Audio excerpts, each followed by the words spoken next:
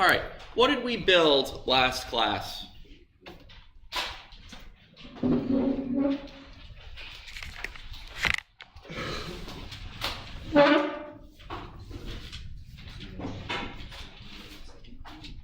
was a longer than I expected. All right, not the peanut gallery.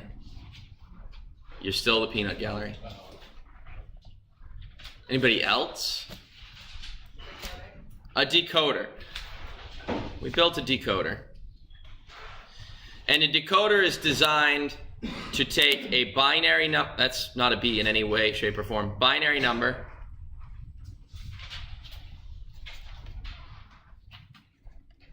and trigger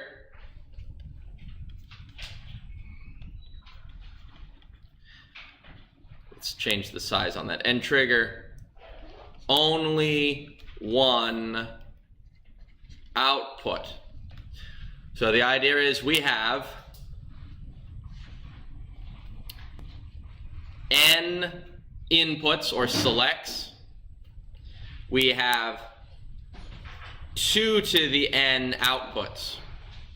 So this might be, for example, 3, and this would be 8. That's it.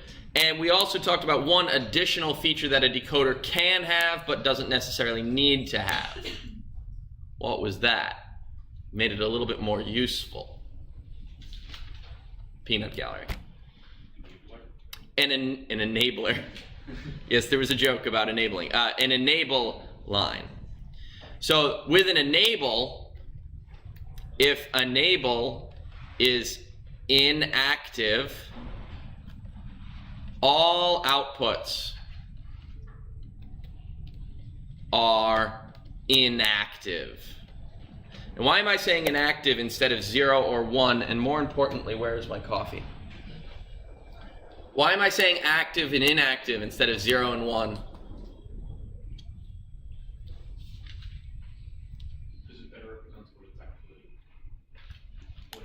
Because it better represents what it actually is. Why? Why doesn't? I mean, 0 and 1 are pretty concrete. If it's inactive, it can never be 1. It's always 0, or is it? No, that is not. That's not where I'm headed with that. Yes. You can make it be inactive or 0 or 1.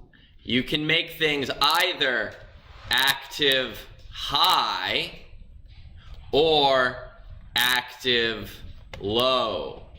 The idea of an active high is when I make something active, it becomes high, it becomes a 1. And anything that's inactive is a 0. But if you're active low, then everything gets swapped.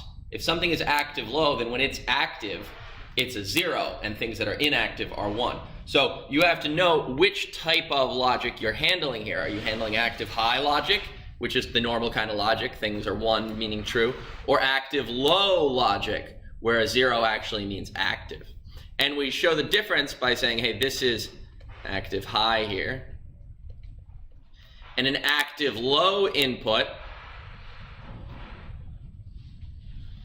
would look like this. We just put a bubble on the output to indicate that this is an active low input.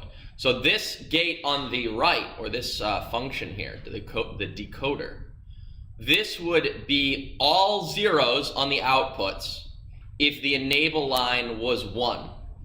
Only once you bring the enable line to 0 will things start appearing on the output. We could also take a decoder. Let's just go through lots of different types of decoders here. 1, 2, 3, 4, 5, 6, 7, 8. 1, 2, 3, and an enable. We could also have each of these outputs. 1, 2, 3, 4, 5, 6, 7, 8. I feel like there are more lines than bubbles, but that's okay. This, if enable is equal to 1,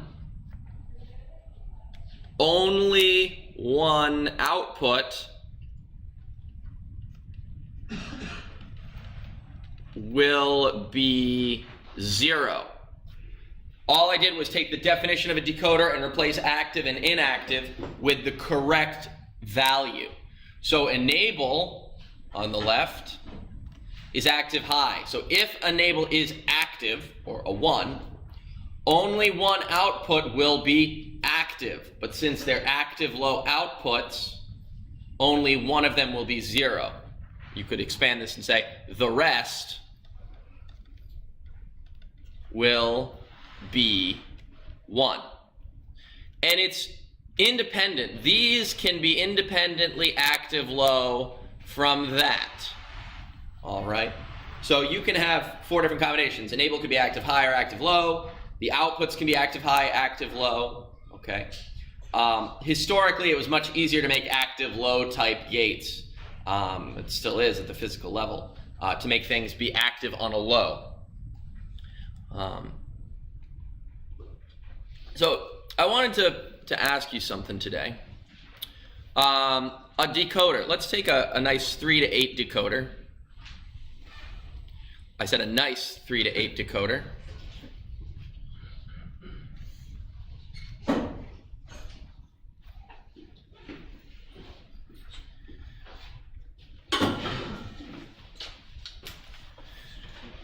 then 1, 2, 3, 4, 5, 6, 7, 8. The only reason I put a space in there when I'm drawing this is so that I can easily find the numbers. Normally you'd put them all equally spaced. Okay, so let me just ask a question here. We have 3 inputs. Let's call them A, B, and C. And all right, something's going on with my tablet today.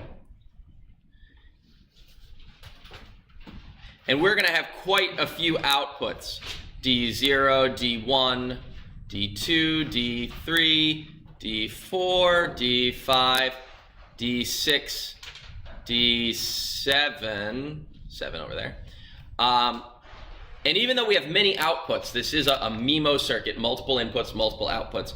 Nothing has to be that complicated because we can take D0 and D1 and D2 all on their own. So let's put the truth table down. 1, 2, 3, 4. 1, 2, 3, 4. 1, 2, 1, 2, 1, 2.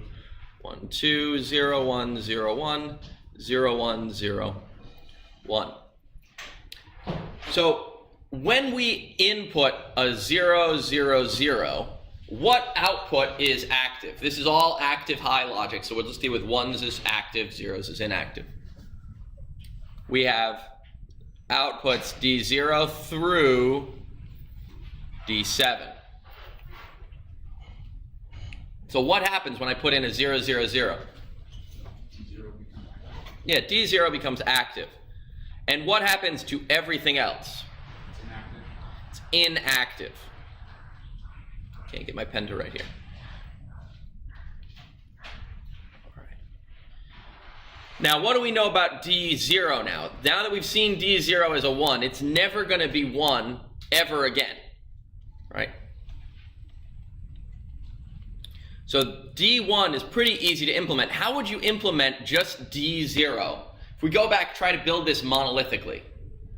How would we implement D0? We've got a truth table. We have to design a circuit for it. Go back to chapter 2 or 3.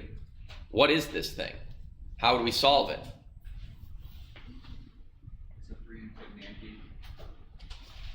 Sounds about right. Yeah, I think, well, it's not quite a 3-input NAND.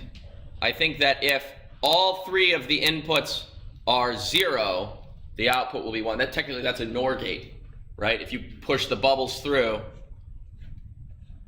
that gives you a NOR. But that's it. It's just an AND with all of its inputs inverted. If all of them are 0, the result is 1.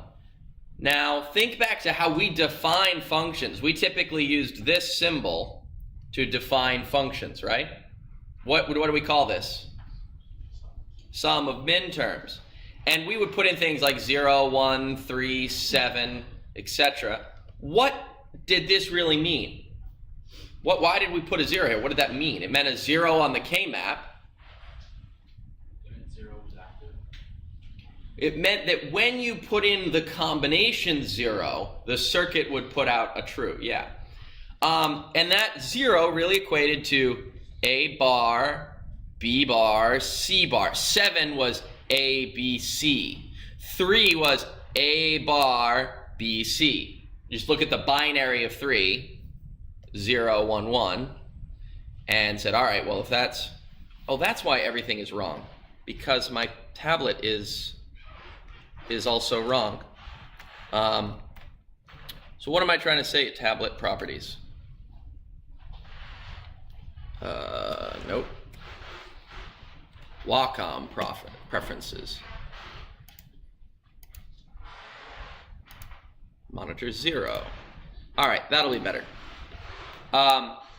So think about the output of this. This output here, we call this M sub 0. This is M sub 0. That's how we build M0. How would we build M7? M7. How do we build that? That without the bubbles. An AND gate, right? All of the inputs must be 1, and that's M7.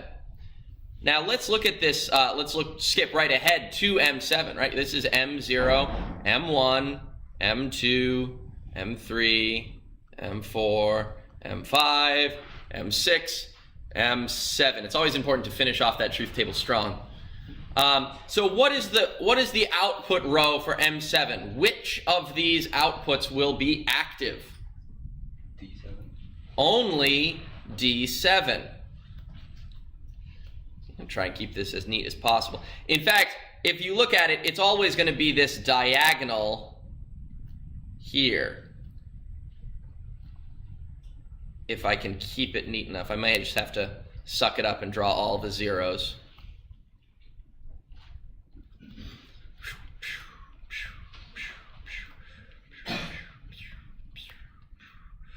Zero, zero, zero, zero, 1, 0, 0, 0, 0, 0, 0, 1, 0, 0, 0, 0, 0, 0.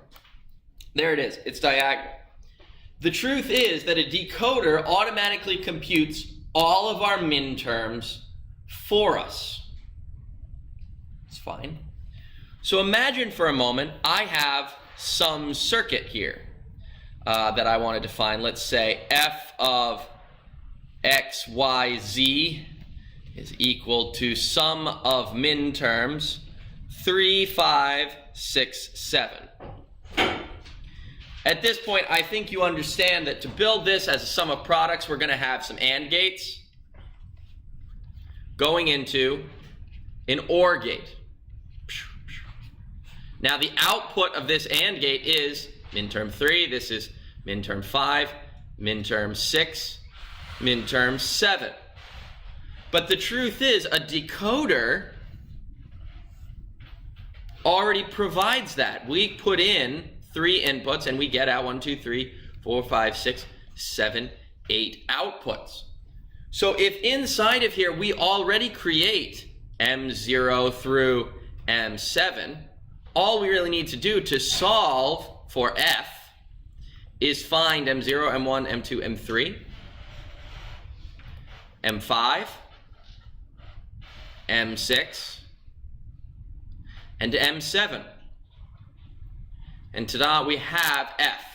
The only caveat here is that we have input lines, D0, D1, D2, and we have to put in our variables in most significant bit order. So D2 needs to get the most significant bit, X, then Y, then Z. And this is why it's very important when you're doing your designs on paper.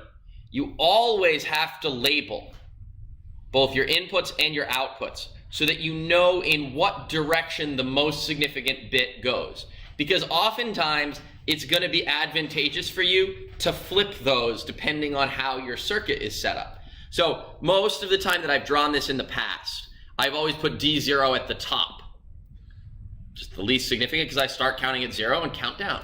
But because I know I have X, Y, Z and I want to write X, Y, Z top to bottom, I have to match up my most significant select line with my most significant input. Otherwise it doesn't work, okay? Because you'll be counting in a weird order.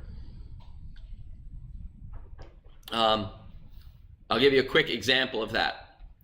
If I put X, Y, Z like this, and I start counting 0, 0, 0, 0, 0, 1, 0, 1, 0, 0, 1, 1, 100, 101, 110, 111. There it is, 0 through 7. Very easy to understand. If I take those same things and I swap the order to Z, Y, X, I'll start off with 0, then I'll go to 4, then 2, then 6, then 1, then 5. 5 will actually be in the same, because 5 is palindromic. It doesn't matter if you read it forward or backwards. Then 3, then 7.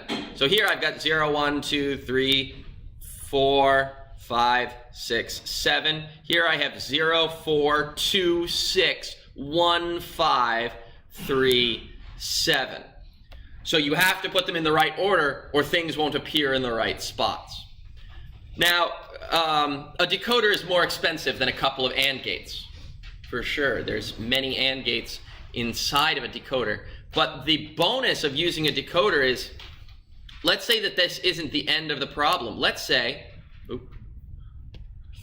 just get this out of the way for a second.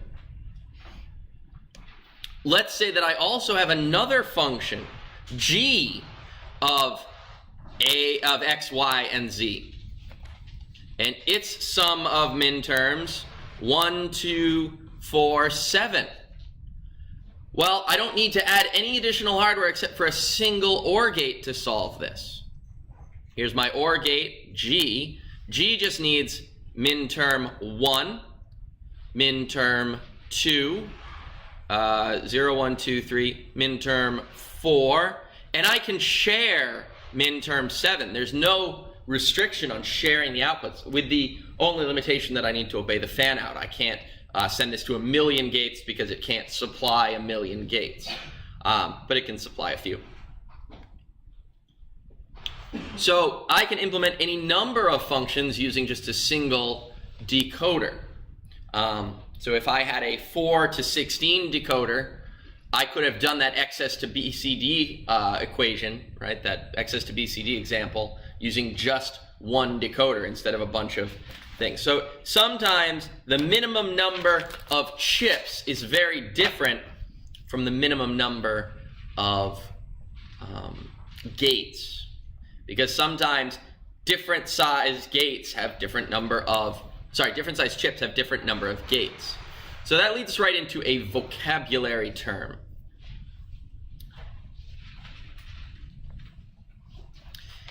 In the beginning, there were only chips called SSI chips, or small scale integrated circuits. SSI, small scale IC.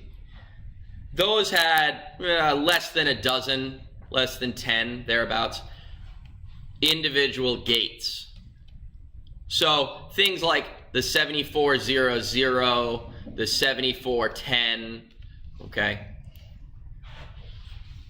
Then we built, we got the transistors smaller, we increased our yield, we got to MSI chips, medium scale integrated circuits. And this was, anywhere greater than 10 or 12 and less than 50-ish gates. And that's kind of where decoders, muxes, encoders, comparators, I'm missing one. Decoder, and adders. Adders live. We move from there on to things like LSI. LSI stood for large scale. Large scale. Oh, wait, that's because A comes after L. Large scale integrated circuits. These had more than 50, up to a few hundred gates. Things like memory, ALUs, etc. And then And maybe like the first CPUs, small CPUs.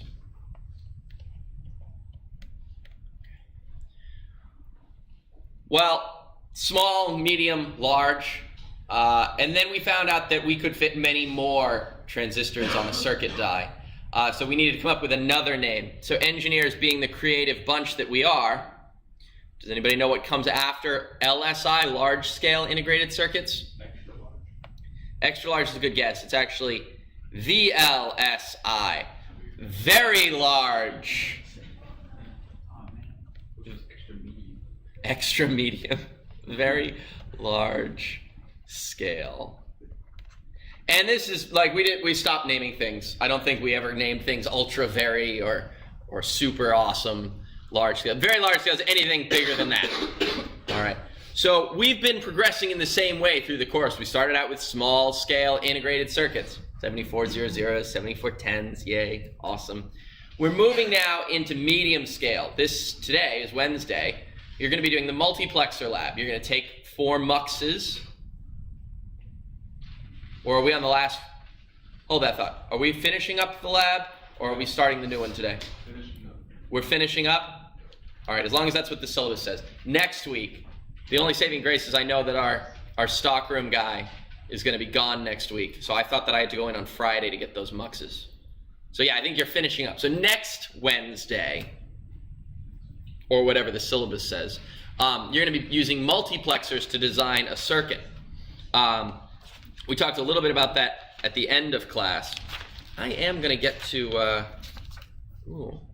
got to do some math. So we are currently sitting right about here in MSI, and we'll move into LSI a little bit after this in chapter 5. But the whole next exam is just chapter 4, I believe. Okay, which is just MSI circuits. All right. So we have talked about a decoder. Now that we've talked about a decoder, I want to talk about muxes, and I'll come back to encoders. Multiplexors. That's an E. Come on, multiplexers. A multiplexer is also known as a data selector. And of the MSI circuits that we talk about, it has a unique shape. Everything else is just kind of a box with a bunch of wires coming out of it. This is a happy little trapezoid. And he's a happy little trapezoid. You'll see this everywhere. A multiplexer is a data selector. It takes 2 to the n inputs, n select lines, and produces 1 output. These are usually labeled D0 through Dn minus 1. So here it's D0 to D3. We have select lines labeled S210, S1, S0. Again, that's going from 0 to n minus 1. And we'll usually call this output Y. Although you can name these things other things. You might name them I0 to I3. S is usually select, depending on how many gates you have, though. Question? So what's the difference between the inputs on the backside of the trapezoid versus the bottom? These inputs versus these inputs? Yeah. Okay, let me tell you. The way this works is if S equals t, some variable t, then Y will equal D sub t. That's all it means. So you say t, set t to 3. So this will be 0. I have too many select lines. I don't know what I was thinking there. Okay. It should have been obvious, right? 2 to the n is 4, n has to be 2, not 3. I I just got carried away drawing things. Where was I? So you put 1, 1 here, and that means whatever value is on D3 is going to get piped to the output Y, even if it changes. As it changes here, the change will appear on the output there. And the truth is, now that we've talked about decoders, multiplexers are very easy to build. All right. A decoder takes 2 inputs and produces 4 outputs. Now, last class we talked about the enabling function. An enabling function just has 1 gate that is enabled and then 1 input. So if we take the decoder and bring it to an enable function, okay, and we do that 4 times, 4 enable functions,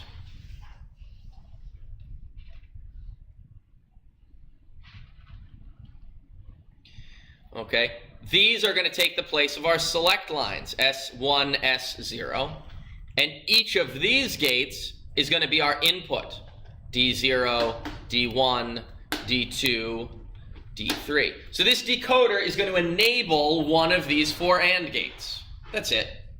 Okay. Now, the problem is a MUX has only 1 output. And so what we're going to do is we're just going to combine these. We know that the nature of a decoder says only one of these will ever be active. So if any of them are active, that means that there was a 1 coming through one of these guys and it was enabled. So D0 was 1 and we had enabled D0. And once again, another typo. That's S1, S0. Don't know why I'm... And here's our output, Y. So the truth table for a multiplexer gets a little bit complicated because we have 2 inputs on a MUX, right? We have S1 and S0, and they could be 0, 0, 0, 1, 1, 0, or 1, 1. And we have 1 output, Y. That's really how our truth table is set up. But what the outputs will be, that's controlled by our inputs. So if you put in a 0, 0 to the select lines, D0 will appear on Y. D1 will appear if S is 1. D2 will appear if S is 2. And D3 will appear if S is 3. Okay, that is a MUX.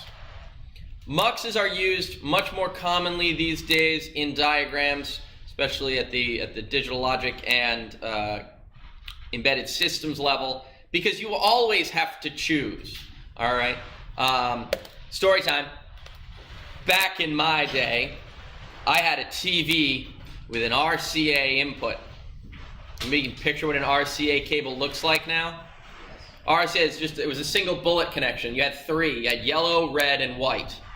Right? The red and white, that was left and right sound. Adobe 5.1 for us with left and right. Sometimes we didn't even have left and right, we just had right.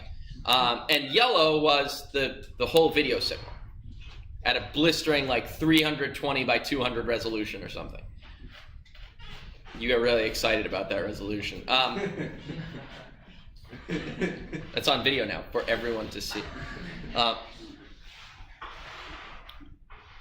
Okay, but my problem as a upper middle class child was that I had a Nintendo and a Sega and only 1 port on the TV. Anybody encountered these types of problems in your lives? What did you do? I would have to unplug them and plug it in. Man. That's when I wanted to display. Wow. I bought a switcher. You buy a switcher. I had a switcher too. I mean, I suppose, yeah, sure. You could unplug one, plug the other one back in. But there were these devices that existed that would allow you to select which which video system went to the TV. And that's all it was. It was a multiplexer. It multiplexed a bunch of inputs to your output. You had 1 output. You only had 1 TV, all right? Because I wasn't in upper class. I was middle upper class. So I had 1 TV that I had to share with my sister and my 3 brothers and my father and my mother. So I would be up at like 9:30 at night, like 5 seconds of Mario, and then back to bed. I played Zelda. I didn't play Mario.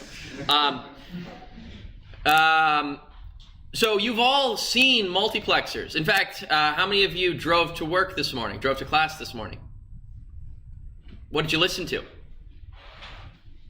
Silence. The engine noise? The radio? A CD? How many people listen to a CD in the morning? You listen to a CD? It's in your car? Wow. You're the same, just for the record, he's the same one who had to unplug and plug his computer. You know, that's fine. No shame here. No judgment. But easy jokes will happen. Your car stereo system chooses what the speakers get their input from. I've got AM, FM1, FM2, which I never understood. FM is FM. And I've got like a Bluetooth input so that I can listen to my phone and so forth. But it's just the idea of choosing. Anytime you have to choose between a bunch of things, throw a mux at it and you'll be fine. Now, building larger muxes out of smaller muxes is also pretty easy. Let's take the most basic kind of a mux, a 2-to-1 mux. We have 2 inputs, 1 output, and a select line. Call this D0, D1, S0. It's actually pretty easy to build this device. This is why. Because we have 2 inputs, D0, that's the wrong place, that's not where I wanted to put it. D0, D1. We have 1 select line, S0. And basically we want to enable one of these 2 functions depending. So if S0 is 1, we want to pass D1 through, but we don't want to pass D0 through. How do we do that? Well, we had a mux. There it is. So if S0 is 0, that means that the upper AND gate will be enabled. We'll pass D0 through to the OR gate. OR gates should be a little bit pointier than this. It's one of my pet peeves. Pointy OR gates. And then our output is Y. So we can build that out of a bare minimum of gates. In fact, I think you could do this with a single 7400 chip. Build a 2-to-1 mux.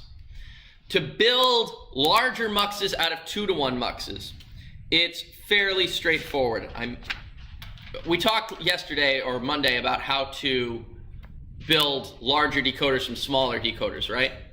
The basic idea was start on the right until you have the correct number of outputs, then look at the enables and use those. Well, the same concept applies with muxes, except you actually work from the left. So if I want to design an 8-to-1 mux out of 2-to-1 muxes, start on the left until you have 8 inputs. In fact, I'm actually going to draw these as real muxes here. Okay. Happy little trapezoids.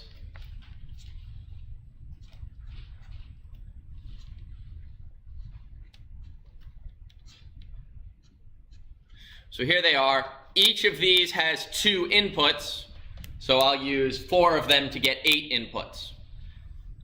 Then look at the outputs of the mux. You have 4 outputs from the mux, and repeat. How many 2-to-1 muxes do I need to get 4 inputs? 2. That's a pentagon, not a trapezoid. And you repeat this process until you only have 1 output. So now I have 2 outputs at this level. So I need 1 2-to-1 mux. Finally, I have my 1 output Y. What is missing off of this diagram? My select lines. So let's draw, how many select lines does a 2-to-1 mux have? 1. So let's draw them in for a second here. How do we label these? And this is where it becomes important. You start on the left side with the least significance. On the left with the least significant bit of the desired device. So the device that we're building is an 8-to-1 mux. How many select lines does it have? 3 or 4? All right. The easy way to check is what is 2 to the 3? It's 8. 2 to the 4 is 16. So 2 to the 3 is the answer. So we have to assign S2, S1, and S0. So we start on the left in parallel, which is exactly how we did decoders, in parallel with the least significant. So here is S0, S0, S0, S0. It's all in parallel. Then we continue on to the next level. This is S1. And finally S2. Now consider what that means.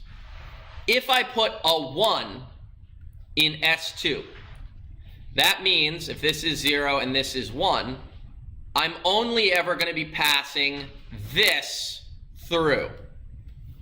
Now that means that in terms of my truth table, 0, 0, 0, 0, 1, 1, 1, 1, 0, 0, 1, 1, 0, 0, 1, 1, 0, 1, 0, 1, 0, 1, 0, 1. That means that I'm only going to be looking at the bottom 4 rows of the truth table. So as you follow this back, you're going to see, hey, what happens if I put a 0 in S1? Well, that means I'm only ever going to be looking at the output of this mux. So then finally, what about if I put a 0 or a 1 here? 0 or a 1 here? Well, 0 is there, 1 is there. In other words, if I have 0, 0, 1, that should be input 4, D4. If I have 1, 0, 1, I read it backwards, that would be D5. And that's exactly how things get ordered. The way you've set this up now is that this is D0, this is D1, D2, D3, D4, D5, D6, and D7. So, what? Face.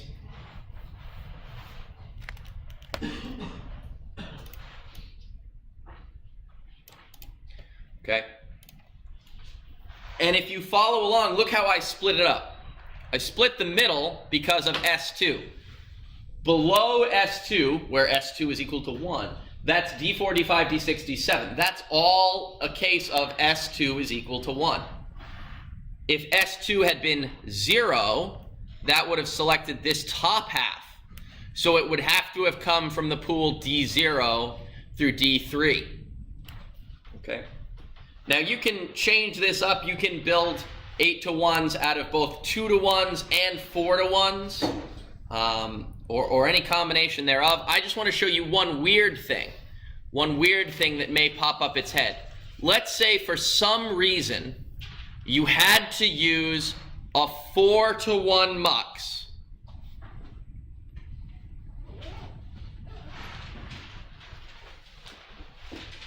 A 4-to-1 mux on the last stage.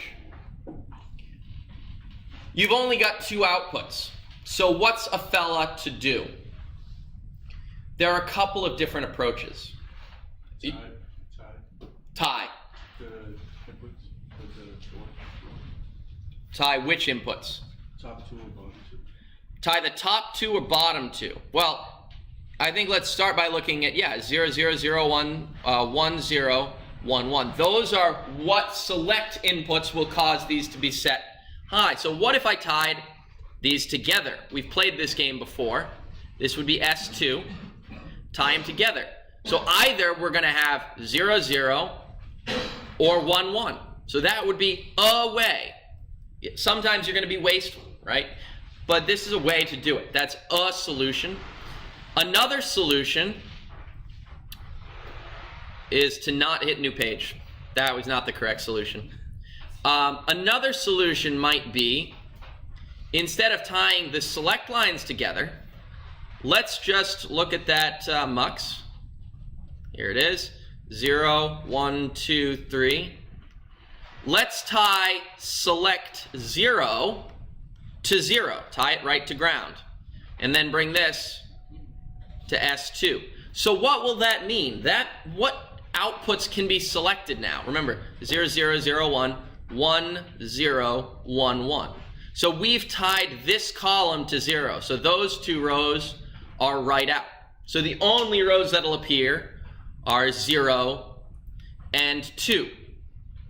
These will never be selected because you've tied it low. And you could do this a couple of ways. You could tie S0 high. You could tie S1 high.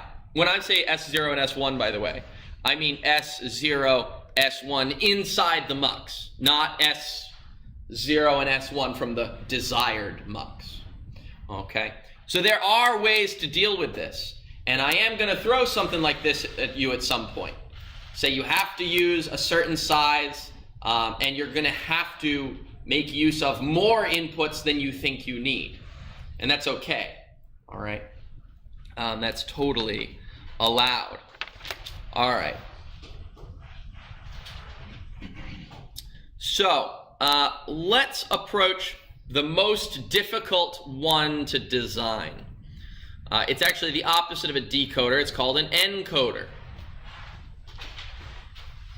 Now, whereas a decoder had 2 inputs and 4 outputs, or conventionally n and 2 to the n, and possibly an enable, an encoder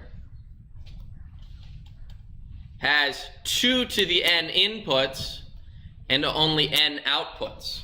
It figures out what input is active and turns it into a binary number. It does the reverse of a decoder. So if you took a decoder and connected it up to an encoder, all right, and you put a 1, 0 here, you'd see a 1, 0 on the output. An encoder does the opposite of a decoder. But let's look at the truth table for an encoder. So let's just take a simple one. D3, D2, D1, D0. And our outputs, Y1 and Y0.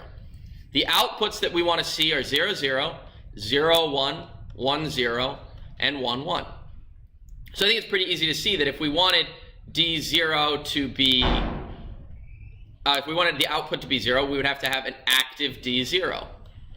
If we wanted it to be 1, we would have to have an active D1. If we wanted it to be 2, we'd have to have an active D2. If we wanted it to be 3, we'd have to have an active D3. Everybody's this is okay, right? This will undo what a decoder does.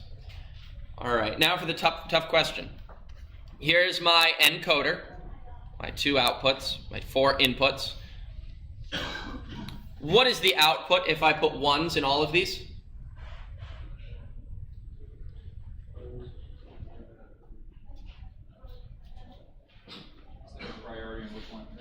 That's an excellent question. It's a very astute question. Is there a priority? Do we treat some of these bits as more important?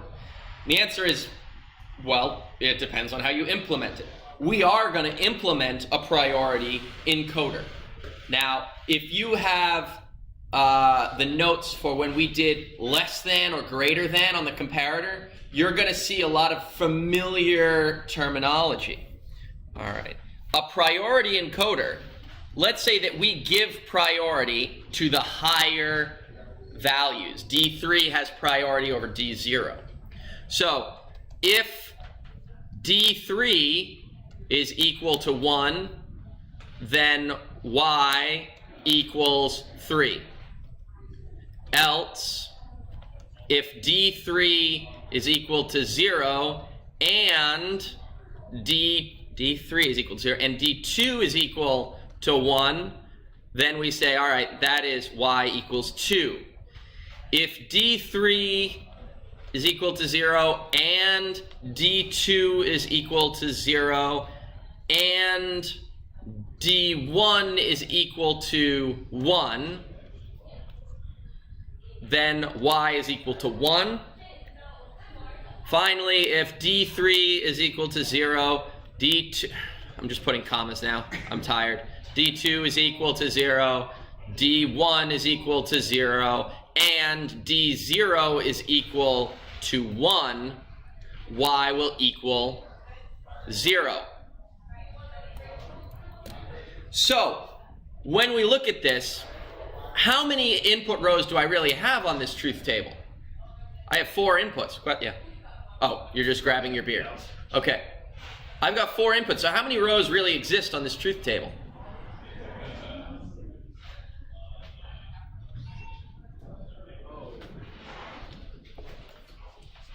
Four inputs means 2 to the 4. So 16 rows. So if I look, 1, 2, 3, 4, 5, 6, 7, 8. 1, 2, 3, 4, 5, 6, 7, 8. Nope. 5, 6, 7, 8. 1, 2, 3, 4. 1, 2, 3, 4. 1, 2, 3, 4. 1, 2, 3, 4.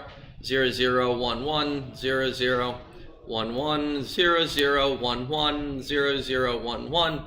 0, 1, 0, 1. 0, 1, 0, 1. 0, 1, 0, 1. 0, 1, 0, 1.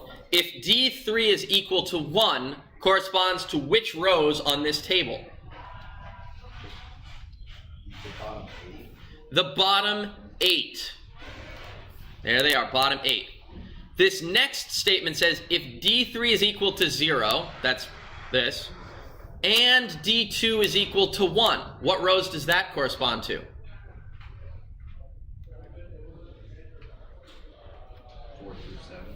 4 through 7. This block right here. 4 through 7. The next statement says D3 and D2 are both 0. I meant to underline that in green. And D1 equals 1. That is these 2 rows. Right? Here's D1 equal to 1. D3 and D2 are both 0. Finally, D3 is 0. D2 is 0. D1 is 0. D1 is 1. That corresponds to that row. To that row right there. So actually this still doesn't tell us the full truth table because we're missing out on 0. So what I'm going to do to make a priority encoder is I'm going to add in a valid bit. And we'll finish up this next time, but D3, D2, D1, D0. I'm going to say we've got Y1 and Y0, but I'm also going to add in, is it valid? And here's what I'm going to say. If D3 is 1, I don't care what these are. The output is 3, and it is valid. If D3 is 0 and D2 is 1, I don't care what these are. The output is going to be 2, and it's still valid. If both of them are 0 and D1 is 1, it does not matter what D0 is. I get a 1, and it's valid. If the first 3 are 0 and the last one is 1, I output a 0, but it's still valid. To reach that last row in the truth table, if it's all zeros, I don't care what the output is, and I'm going to say that it's invalid. So a priority encoder is the hardest one to implement because you have to add in a priority. But at the end of the day, you got a 16-row truth table. It actually isn't that hard because there's so many don't cares involved. All right. It's pretty easy to build the valid signal because it's just a NAND gate. Or rather, it's an AND gate with all its inputs inverted. When we get back tomorrow, Friday, we'll talk about math, I think. And then we're pretty close to the exam, I think. I don't have the syllabus open in front of me. The 30th? All right. So we got time. We're doing pretty good. Really? The 30th? It doesn't seem... Yeah, no, it says it right here. On the syllabus is the 30th? Yeah. Oh, I forgot about the review day. Yeah. Are we on track or are we ahead by 1? Let's see. We're ahead, I think. I think I skipped math, though. Yeah, today was supposed to be decode. Well, no. Today was supposed to be multipliers and variables. Let me see what we did here. What did I went out of order? See, I skipped half adders. I forgot about half adders and full adders. So we're 1 class ahead, but we're actually 1 class behind, so we're breaking out usually. Today is the 18th. Yeah, so I'm going to have to spend some time on adders on the 20th, and then the 23rd Yeah, we're doing okay. We're doing fine. So, I'm pretty sure we're doing the little rat race. So. Yeah, are we finishing that or do we know? Whatever it says on the syllabus. Whatever it says on the syllabus is what we're doing. If somebody lied to me and said we're finishing up, then that's on them. Because the syllabus is the ultimate authority. What's the syllabus say? Experiment 6.